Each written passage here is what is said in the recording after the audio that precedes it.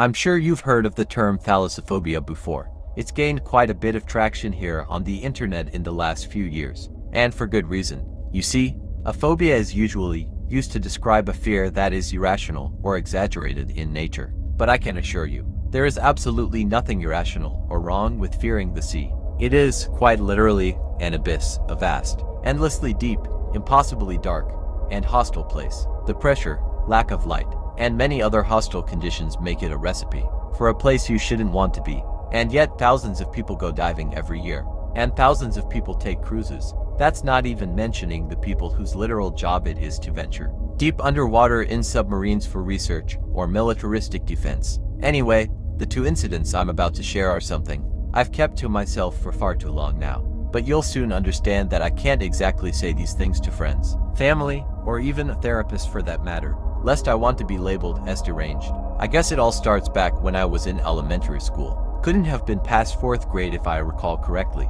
If I seem a bit fuzzy on some of the details, just bear with me. It's been well over 30 years now. I had been in an after-school swim course for what I recall being several weeks up to that point, and I had finally passed the test that would allow me to go swim and take lessons in the deep end of the pool, which was just about 11 feet at its maximum depth. The main reason I wanted to be over there is that my friends at the time, who I had deemed to be the coolest people in the world, were already in deep end lessons. So you can imagine my excitement when I showed up to my first class, where my name was on the board for the deep end lesson schedule and outline. Things went as normal for the first several minutes. The instructors went over the plans for the day as well as a game we would play at the end, on the condition we stayed on our best behavior during the actual lessons. Easier said than done for a bunch of rowdy elementary schoolers. But hey, kids are gonna be kids. My first task of the day was practicing proper diving form. We would go up on the starting blocks one by one and dive in. After said dive, the instructors would give us feedback and pointers as to how to improve. I was beyond excited but also a little nervous. The whole time the instructor was listing off directions, I couldn't help but stare behind her as she stood right at the edge of the pool. The water itself was a deep, cobalt blue. It had a murky, yet paradoxically clear appearance. The lights at the bottom only helped to further illuminate its eerie depths. Nonetheless, I brushed off my unease at the time. After all, it was just a pool. What could possibly go wrong? My time eventually came to do my dive, my friends cheering me on as I got into the best form that I could muster. I looked down below me, watching as the blue abyss patiently awaited my presence. Something just felt off in that moment. I couldn't quite put my finger on it, but I knew something didn't feel quite right. Nonetheless, I had eyes on me, and the last thing I needed to do was hold up the rest of the class. So I lunged forward and dived in, the crashing sound of the splash distorting as I sank below the surface. The water was a cool, soothing sensation on my skin. My eyes were closed as I allowed myself to sink several feet below the surface, enjoying the euphoria of the depth. But I knew I couldn't stay under for too long, lest I wanted to be reprimanded by my instructor. So I opened my eyes, intending to look up and return to the surface of the water. But instead, when I practically broke my neck to peer at the surface, I couldn't help but let out a bubbly and frightened gasp. Above me, the surface didn't look like it was only several feet above me, but instead dozens, well over 40 or so feet. My mind wasn't even trying to wrap around how that was possible. I was too busy beginning to panic, a panic that was only cranked up to 11 when I went ahead and took a look both below and around me as well. When I darted my head both left and right, there were no pool walls, no patterns or tiles in sight, but instead, I was greeted with a seemingly unending void of cobalt blue. Nothing but water in every single direction. If I was truly as deep as I predicted, surely my ears would have popped and I would have felt something on my young, fragile body. But no, there I floated. I seized the moment to look down, a mistake so horrifying and stress-inducing.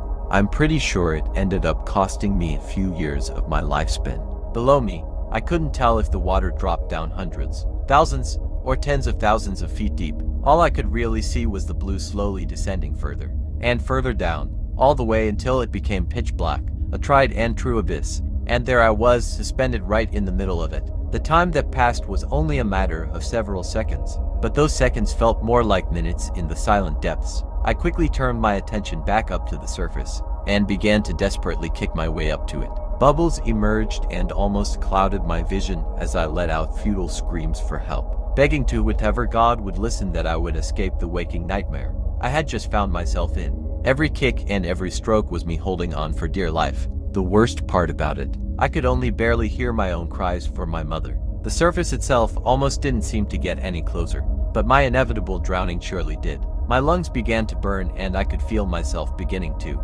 slip away as I watched my hand pointlessly attempt to grab and clench at the surface like I was asking for its mercy. I thought that would be my end, that I was going to perish then and there, that my corpse would be destined to float around in the blue and black abyss. My eyes began to close once again, but in a far less voluntary manner. I could feel my lungs squeezing in an agonizing fashion by the second, just as my vision was enclosed with nothing but darkness. Just as I thought I would make my last cry for help for good, I was suddenly hit with the intense and familiar feeling of breaking the water's surface. But that wasn't all. I felt the grip of hands around my shoulders, the fingers of whomever it was pressing hard against my flesh as they pulled me upward with a forceful conviction.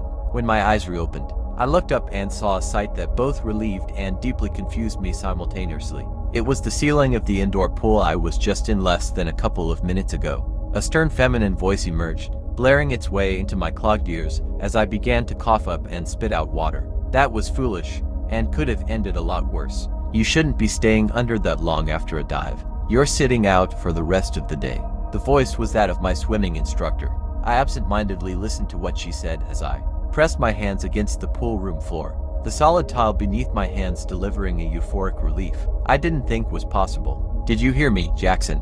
You're done for the rest of the day," she scolded, but I was far too ridden with terror and confusion to really care about the discipline I had just received. What I did comprehend, though, was that I had just experienced something utterly bizarre and unexplainable, a quite literal call of the void. When I went home later that same day and tried to explain it to my parents, they laughed it off as the overactive imagination of a young kid. Guess I should have expected that.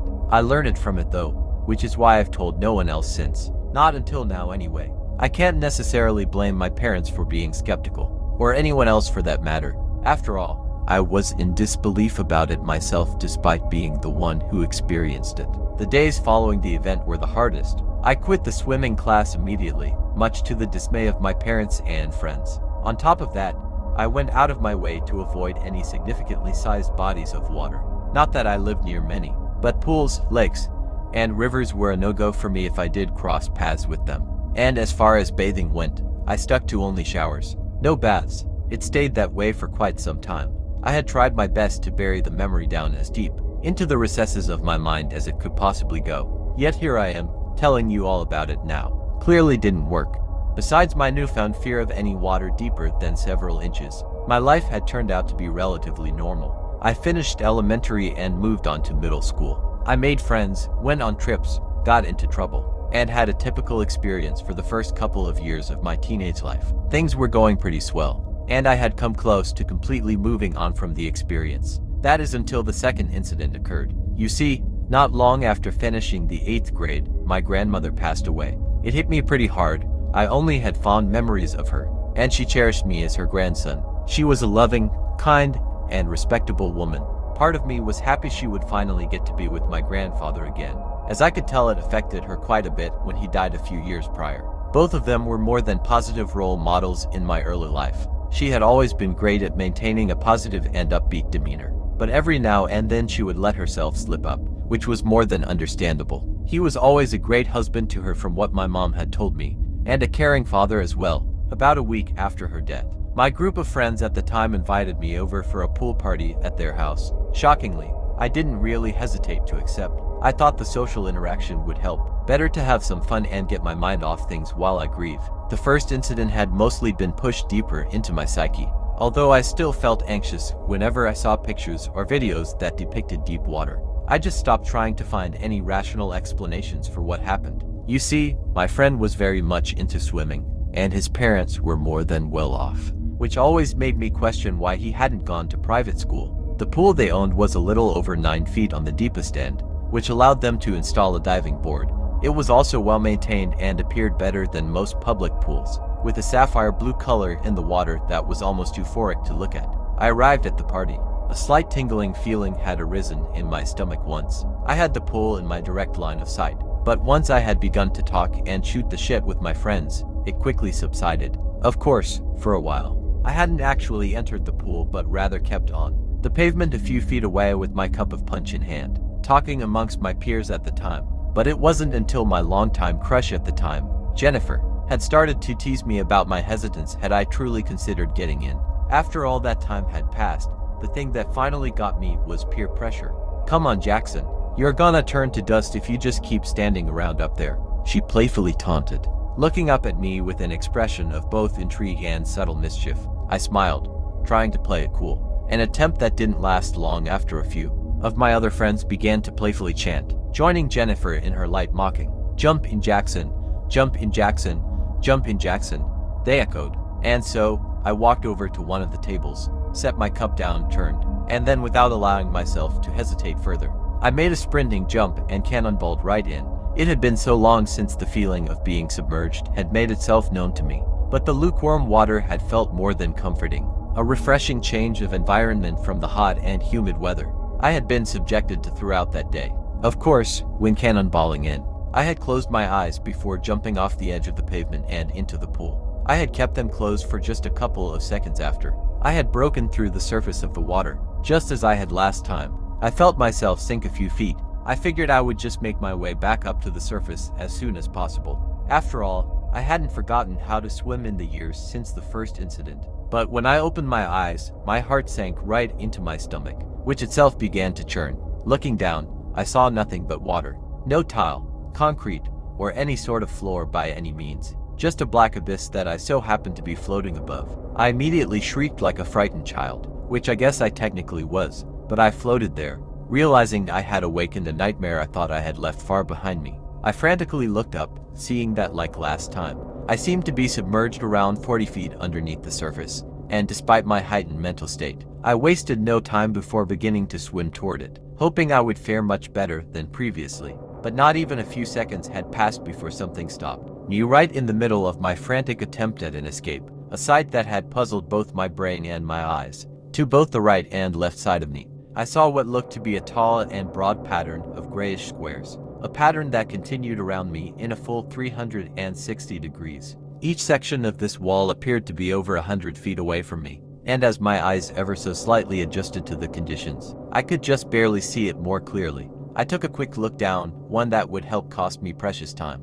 The wall, on all sides, ran all the way down as far as I could see below me, right into the abyss underneath my feet. After looking back up, I noticed that the wall closer to the surface of the water seemed to curve inward just a bit, like a hyperboloid shape. Of course, at the time I wasn't seriously stopping and thinking of all the details of my predicament in a sophisticated manner. Rather, I was frantically swiveling my head, trying to figure out more about my horrifying surroundings. But as my time ticked, and my lungs began to strain, I knew I didn't have time to find answers for anything. Right then and there is when I should have continued swimming up and never looked back, or down in this case, which might have come to pass if I hadn't heard something that made my blood freeze as if I were in Arctic waters. "Jackson," came a weak, withered, feminine voice, one that echoed in the water around me. It sounded far too clear for it to be originating in the environment I was trapped in, as if someone were calling my name from an empty corridor, rather than over 36 feet underwater. I didn't know what to think or how to process it in the moment. All I could do was glance beneath me as I kept swimming up, my legs kicking harder as my anxiety spiked, and I couldn't tell if the pain in my chest cavity was my lungs squeezing, or bile threatening to burst out from my esophagus. Probably a mix of both. "Jackson, don't go. Jackson," repeated the voice, once again sounding oddly clear and easy to understand, which allowed me to comprehend the source, both who and where. As I kept working my way up to the surface, I looked down below, and between my moving feet, I laid eyes on a harrowing sight. Down below, a few dozen feet at least, was what appeared to be my recently deceased grandmother, or something resembling her, with a thick, metallic chain wrapped around her ankles, restricting any vertical movement. Her eyes were completely whited out as if they had been drawn in with chalk. Her flesh was severely wrinkled, and her long white hair messily floated above her head, bestowing an almost Medusa-esque look to her appearance. I knew that it wasn't her. It was just another aspect of this waking nightmare that I needed so desperately to escape. But my swim to the surface was turning out just like last time. My lungs squeezed harder, and I felt my grip on consciousness slip as everything became darker. I fought the pain. I really did, but it wasn't enough, and I knew that. I just didn't want to accept it. A few more seconds passed, and everything went black. Just a simple, painful, lights out. Unlike last time where I had felt myself break the surface of the water and come up in a coughing fit, I had instead abruptly awoken, staring at the night sky, the light from the stars above beaming down on me as I looked up. I felt hard pavement on my back and legs, and when I looked to both my left and right, I saw my friend, the host of the pool party, as well as a few other attendees on either side, all of them looking down on me with various expressions of concern. And just like that, I was right back where I started. The weeks following that were confusing, to say the least. I attended my grandmother's funeral, but the entire time I couldn't get the image of her monstrous counterpart I saw in the abyss out of my head. Let's just say I wasn't exactly sad when we left, and as terrible as that might sound at first, I will still remember her with nothing but love and respect. But whatever this phenomenon was trying to do to me, trying to tell me, at one point I thought I could figure it out, but suddenly, years down the line, well into my adult life, I found nothing.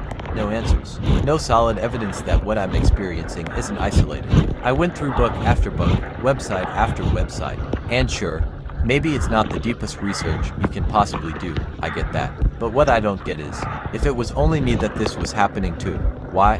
Were there forces at play that I couldn't perceive? Was it some sort of punishment for some sin I had committed?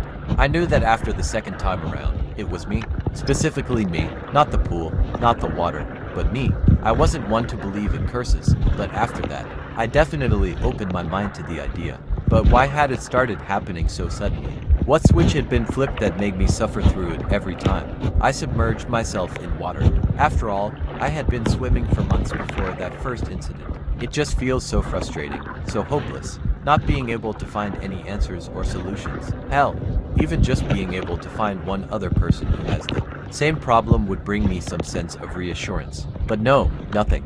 Something weird has affected me, and the universe will not give me the mercy of answering why or how. I did, however, delve further into the history of thalassophobia, and while it didn't have nearly as much material as something like arachnophobia or claustrophobia, there was still more than enough to keep me busy.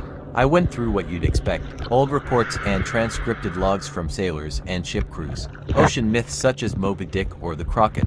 What really piqued my interest, though, were pictures of the deep sea, whether they were genuine or photorealistic artwork. I was given an odd, unsettling, yet morbidly curious feeling when looking at them.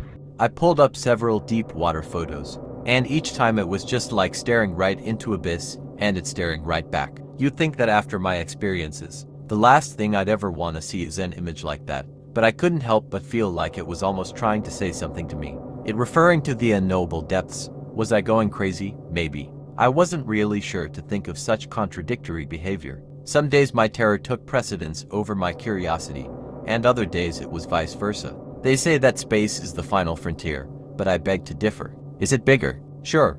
Is it more empty? Absolutely. But yet, if I was forced to choose between being stranded in space and being lost at sea, I'll take the cosmos any day. At least up there, I have stars and other sources of light to help keep me sane, to help remind me that my eyesight works,